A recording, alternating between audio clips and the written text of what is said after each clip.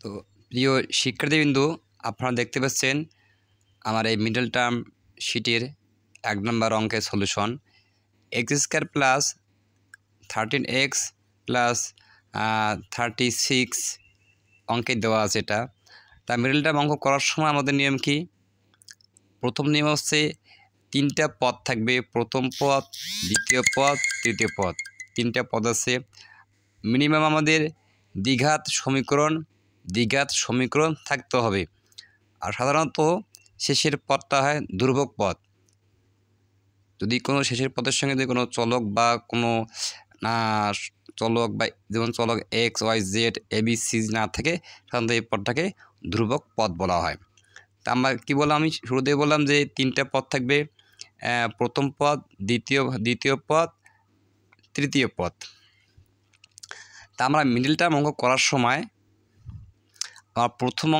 প্রথম অংশ আর শেষ অংশ, অর্থাৎ প্রথম পদ আর শেষ পদ, এই 36 আর শুরুর দিকে কোনো সংখ্যা আছে কি? সংখ্যা নাই। তা নাই মানে 1 উজ্জ্বল আছে। তা 1 আর 36 যদি আমরা কি গুণ করি, 36 পাওয়া যায়। তা আমার মাঝখানে কি আছে? মাঝখানে 13x দেওয়া আছে বা 13x দেওয়া আছে। আমাদের এই একটা পদ ভেঙে 2টা পদ তৈরি করতে হবে। আমি আবার বলতেছি, আমাদের মাঝখানে আছে 13x, এই পদটা ভেঙে 2টা পদ তৈরি করতে হবে। এমনকি এই যে আবার 36 আছে, গুণ করে 36 মিলাতে হবে, আর যোগ বা বিয়োগ করে যেন আমাদের 13x মিলে। আর আমাদের অঙ্কের মধ্যে মূলত প্রথম পদ আর শেষ পদ কোনো চেঞ্জ হবে না। মিডল টার্ম অঙ্কে প্রথম পদ, শেষ পদ কোনো চেঞ্জ হবে না। দেখেন আমাদের প্রথম পদ x², শেষ পদ 36, ঠিক আছে, কোনো চেঞ্জ করি নাই। মাঝখানে আছে কত? 13x।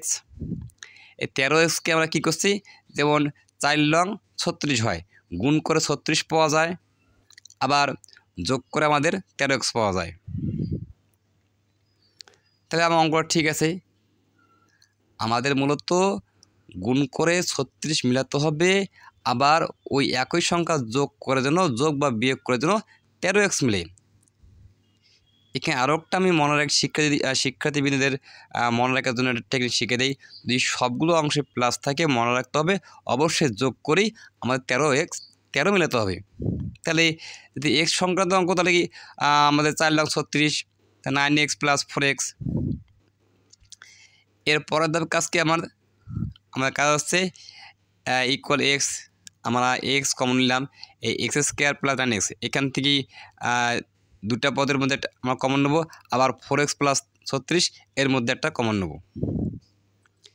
তাই মোট পদ 4টে আছে, 4টে পদ থেকে আমরা কি প্রথম 2টা পদ থেকে কমন নেব, আবার দ্বিতীয় 2টা পদ থেকে কমন নেব।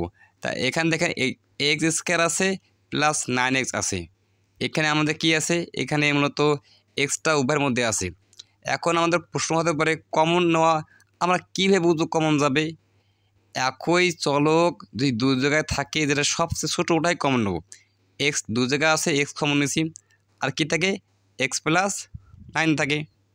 তাহলে এক্স কমন নিলে, আর এখানে আছে 2টা এক্স, একটা এক্স নিয়েছি প্লাস প্লাস 9, যেহেতু এক্স কমন নিয়েছি, এখানে এক্স নিয়েছি কমন নিয়েছি, এখানে এক্স আমরা আর লিখব না, প্লাস প্লাস 4 নিয়েছি।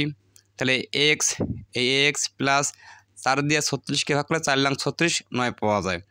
আমাদের এখানে মনে রাখতে হবে এই অংশ আর এই অংশ, 2টা অংশ একই হবে। আর যদি কখনও 2টা অংশ যদি একই না হয়, তাহলে বুঝতে হবে মিডল টার্ম অঙ্কটা করতে কোথাও হিসাবে গণ্ডগোল হয়ে গেছে। তাহলে দুটার মধ্যে একটা অংশ আমরা কমন নিলাম, এক্স প্লাস 9, আর কি বাকি থাকে?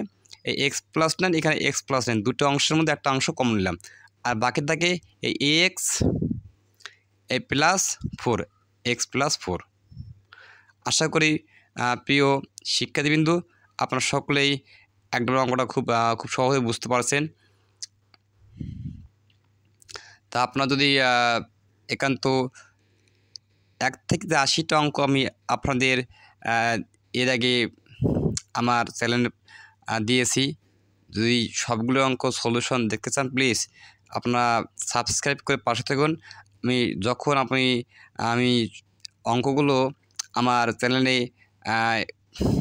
পোস্ট করব, আপনার সঙ্গে সঙ্গে আপনারা আপনাদের মোবাইলে ইনফরমেশন পেয়ে যাবেন। ধন্যবাদ সবাইকে।